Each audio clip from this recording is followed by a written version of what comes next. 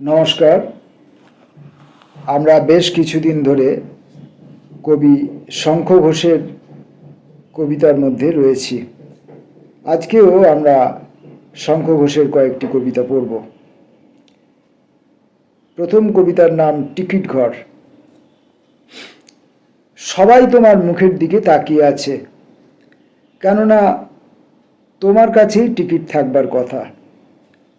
কিন্তু শেষ মুহূর্তে মনে পড়ছে যে রিজার্ভেশন নেই, টিকিট নেই, সঙ্গে বিস্তর লটবহর, অথচ বাঁধা চাঁদাও শেষ হয়নি, হাতে সময় বেশি নেই। এদিকে প্ল্যাটফর্মে ঘন্টা বেজে গেছে, কপাল থেকে ঘাম ঝরছে তোমার। তোমার মুখের দিকে তাকিয়ে আছে সবাই, কেননা কাল যেখানে পৌঁছবার কথা সেখানে জমে আছে বিস্তর দায়। সেসবের কি হবে ভেবে দিশা হারিয়ে অচেনা পথে ছুটছ তুমি কোনো এক টিকিট ঘরের খোঁজে। এদিকে রূপলি লাইন বেয়ে ঝিকির ঝিকির শব্দে ঢুকতে শুরু করেছে ট্রেন। সাঙ্গপাঙ্গরা কেউ কোথাও নেই, তোমার পা দুটো পাথর, ইঞ্জিনের নিঃশ্বাস। পরের কবিতা সময়। ব্যাপারটা যখন ঘটেই গেছে তখন আর বলে কিছু লাভ নেই। হাত ধরে তোমাকে থামালাম, রাগে গড়গড় করছে তোমার মুখ। একটু পরেই দূরে যাওয়া বদমাসটা ফিরে এসে চাকায় আঘাত করলো ফের। ভেঙে পড়ল আমাদের চারজনের যান। দেখলেন তো, সত্য বলে কোনো লাভ নেই। আমাদের বাচ্চাটিকে কাঁধে নিয়ে জোর কদমে হাঁটতে লাগলে তুমি। আমরা দুজনও পিছু পিছু খুঁড়িয়ে খুঁড়িয়ে। বদমাসটা ততক্ষণে কেউ জানে না কোথায় উধাও। আমরা চারজন পন্থহারা। তুমি আবারও গড়গড় শব্দে বলছো, সময় মতো প্রতিবাদ না জানালে এরকমই হয়, হতে থাকে। সময় মতো প্রতিবাদ জানানো খুব জরুরি। আর ঠিক এই মুহূর্তেই আমাদের কাছে প্রতিবাদ জানানোর সাহস নেই, প্রতিবাদ জানানোর ভাষা নেই, প্রতিবাদের প্রতি আস্থা নেই, বিশ্বাস নেই। আমরা অনবরত কেবল সময়কে খুন করে চলেছি। শঙ্খ ঘোষের পরের কবিতা বিচার। দিন দুপুরে ঘরের মধ্যে এসে আমাকে গ্রেপ্তার করছে পুলিশ, টেনে নিয়ে যাচ্ছে পথে। কি করেছি আমি জানতে চাই। তাদের মুখে ঢাকনা দেয়া, কথা বলছে না কেউ। কাউকে যদিও দেখা যাচ্ছে না, কিন্তু বুঝতে পারছি পথে পথে উৎসুক জনতা। ভিড়ের মধ্যে ঠেলাঠেলি করে ঢোকানো হচ্ছে আদালত ঘরে, যদিও গায়ে কারো ছোঁয়া লাগছে না। কালো কাপড়ে মুখ ঢাকা বিচারক বসে আছেন, অদৃশ্য হাতে মস্ত দণ্ড, কাঠগড়ায় আমি। কাগজপত্র উড়ে আসছে টেবিলের ওপর। বিচারক হাঁক দিয়ে বলছেন, যাবজ্জীবন। ঢাকনা সরিয়ে উঠে দাঁড়ানো, তারপর কাঁপতে কাঁপতে চোখ তুলে দেখি হাতুড়ি ঠুকে মস্ত ওই চেয়ার ছেড়ে বেরিয়ে যাচ্ছি আমি। নিজের বিচার নিজেই করছি। দোকান। কতক্ষণ ঘুমাচ্ছিলাম জানি না। ঘর থেকে বেরিয়ে বাড়ির উঠোনে আড়মোড়া ভাঙতে যাচ্ছি, দেখি সামনেই সারি সারি দোকান নিয়ে বসে আছে ব্যাপারীরা। কি ব্যাপার, এসব এখানে কেন? উঠোনের মধ্যে দোকান কেন, কার? উত্তর না দিয়ে সবাই বেচা কেনার জন্য ব্যস্ত। ধমক ধামকে কোনো কাজ হবে না বুঝে রাগ করে ঘরে ফিরতেই দেখি সেখানেও একটা দোকান।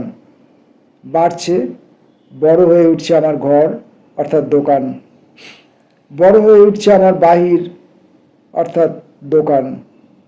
কোথাও আর বেরোবার পথ না পেয়ে আমিও সরু একটা দোকান নিয়ে বসে পড়ি দোকান হয়ে। সব কিছুই পণ্য, পুরো সংসারটাই একটি বাজার। শঙ্খ ঘোষের কবিতা পড়ছি আমরা। চলাচল। হাড়গুলি ভিতর থেকে মর্মর শব্দ করে উঠছে, যেন বেঁকে যাবে এক্ষুনি। আমি শাসন করে বলছি, চুপ, চুপ করে থাকো, হাঁটো, হাঁটতে থাকো। বাধ্য শরীর হাঁটতে থাকে। বলি, বাজো, বাজতে থাকো। মর্মর শব্দটাই টুংটাং বাজনা হয়ে ওঠে জলতরঙ্গে। তারপর জগঝম্পে আমার কানে এসে তালা ধরিয়ে দেয়। আমি হাঁটতে থাকি, বেতালা বাজতে থাকি, আর আচমকা জেগে ওঠা পাড়াপড়শিরা ছুটতে থাকে ঢিল। আমরা শঙ্খ ঘোষের কবিতা পড়ছি। এখনকার কবিতাটির নাম অক্ষর। অক্ষরগুলি সব আলগা আলগা, এলোমেলো ছুটোছুটি করছে উঠোনে। তাদের এক জায়গায় গুছিয়ে তুলবার চেষ্টা করছি। হু হু হি হি করে তারা কেবলই খুলে যাচ্ছে আহ্লাদে। মানছে না কোনো শাসন। তুমি বলছো ছেড়ে দাও, এখন এরকমই হবে। কিন্তু আমি মানতে পারছি না। তাদের ধমক দিয়ে তুলে আনছি ঘরে, জুড়ে দিচ্ছি সবাইকে, কিন্তু শব্দ করে তুলতে পারছি না। গোমরা মুখে তারা সরে দাঁড়াচ্ছে দূরে দূরে। এমন সময় সামনেই একটা বাজ পড়ল কোথাও। মেঘেরা হিলহিলিয়ে ঢুকে পড়ছে জানলা দিয়ে, জাপটে ধরছে ওদের, চুপ করে আদর খেতে খেতে। আর ঠিক সেই সময় একই চাপে ভয় পেতে পেতে অক্ষরগুলি এবার গড়িয়ে আসছে একাকার শব্দের নিঃশব্দে। আজকের মতো শঙ্খ ঘোষের শেষ কবিতাটি পড়ব। প্রমাণ। প্রমাণ জড়ো করে তুলছি আমি।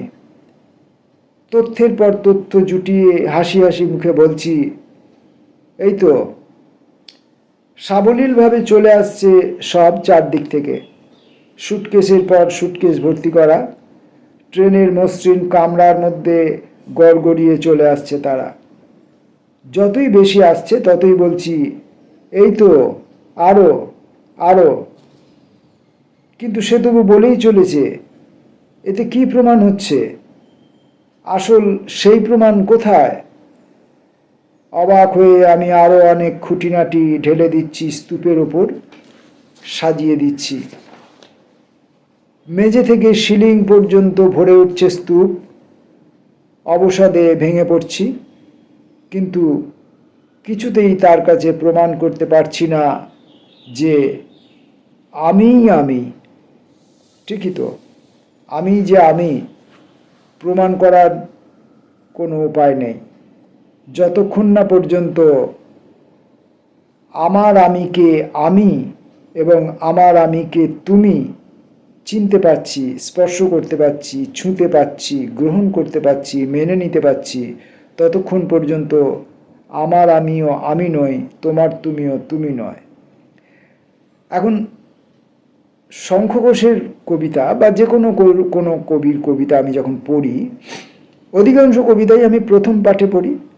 শঙ্খ ঘোষের মতো এরকম যারা প্রথিতযশা কবি, যাদের কাছ থেকে আমরা কথা বলতে শিখেছি, চোখ মেলে তাকাতে শিখেছি, কান দিয়ে শুনতে শিখেছি এবং বোধ দিয়ে অনুভব করতে শিখেছি, তাদের লেখাগুলি হয়তো একবার, দুবার, তিনবার, চারবার পড়া আছে, কিন্তু সে লেখাগুলোও তো আমার মুখস্থ করা নেই। তাই যখনই আমি কবিতাগুলি আবার পড়ি, হয়তো আজকে এই কবিতাটা পড়লাম, এই কবিতা হয়তো আমি আবার 1 বছর পরে বা 2 বছর পরে আবার একদিন পড়ব, তখন তো এই কবিতাটা আমার কাছে আবার নতুন। আর তাছাড়া যারা বন্ধু স্বজন কবি, যারা তথাকথিতভাবে অখ্যাত কবি, যাদের প্রাতিষ্ঠানিক কোনো পরিচয় নেই, সে সমস্ত কবিদের কবিতা আমার কাছে হয়তো একবারই এলো কোনো একটি পত্রিকার মাধ্যমে, কোনো একটি বইয়ের মাধ্যমে। তো তাদের কবিতাটাও আমি প্রথম পাঠ করছি এবং এই কবিতাগুলো পড়বার জন্যে আমি কোনো প্রস্তুতি নিয়ে আসি না। আমি পরিবেশনের মাধ্যমে শিল্প করা আমার উদ্দেশ্য নয়।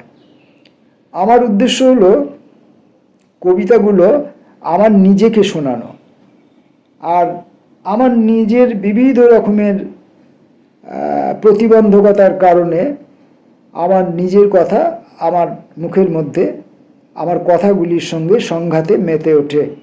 এমনকি আমি আমার যখন নিজের অর্থহীন লাইনগুলি পড়ি তখনও এমনটা হয় যে যে লাইনটা আমি লিখেছি বা যে লাইনটা আমার মুদ্রিত হয়ে আছে আমি যখন পড়ছি তখন হয়তো আমি অন্য কিছু পড়ছি, অন্য লাইন পড়ছি, বা লাইনের মধ্যে দুটো চারটে শব্দ এধার ওধার এগিয়ে পেছিয়ে যাচ্ছে, বা যে শব্দটা নেই তেমন একটা শব্দ জোর করে আমার অনুমতি না নিয়ে ওই লাইনের মধ্যে আমার মুখ দিয়ে উচ্চারিত হয়ে পড়ছে, এমনটারও হয়।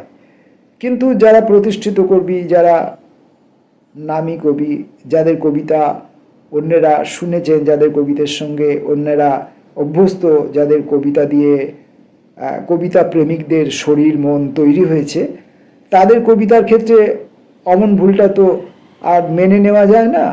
তাই ভুলটা যদিও আমার হয় পড়তে গেলেই হয়, তখন আমি ওটাকে সংশোধন করে আবার দ্বিতীয়বার বা তৃতীয়বার পড়ি, এবং এই দ্বিতীয়বার তৃতীয়বার পড়লেই ভুলটাকে ভুল বলে শনাক্তকরণ করা যায়।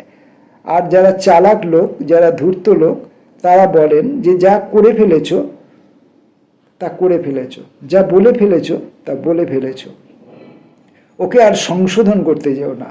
সংশোধন করলেই ওটা যে ভুল ছিল তা ধরা পড়ে যাবে, আর যদি তুমি সংশোধন না করো তাহলে ভুলটাই সঠিক বলে প্রত্যয়িত হবে। এমনতর ধারণা কিছু লোকের আছে, আমি সে ধারণায় বিশ্বাসী রই। ফিরে আসব আবার কোনো দিন, আবার কোনো কবির, আবার অনেক কবিতা নিয়ে। ততক্ষণের জন্য নমস্কার।